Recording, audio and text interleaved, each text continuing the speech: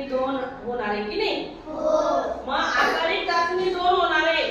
तर मी तुम्हाला आता मराठीचे पेपर वाटप करणार आहे.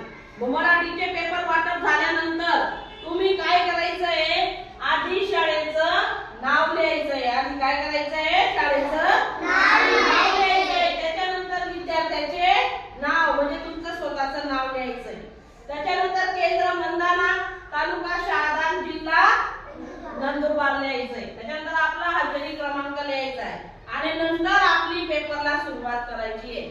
आधी पेपर आपण बघायचा आहे, त्याला वाचायचा आहे, त्याला नीट पाहून मग आपण त्या प्रश्नांची उत्तरं लिहायची आहे.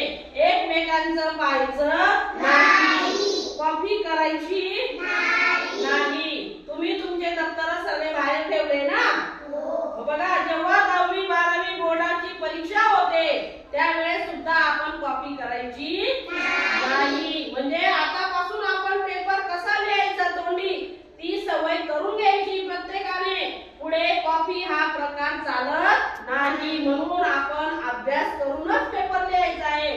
तुम्हाला मी पुस्तकातून प्रत्येक धडा, कविता सगळं शिकवलंय ना? मग आपला आज कशाचा पेपर होणार आहे? मराठीचा पेपर होणार आहे.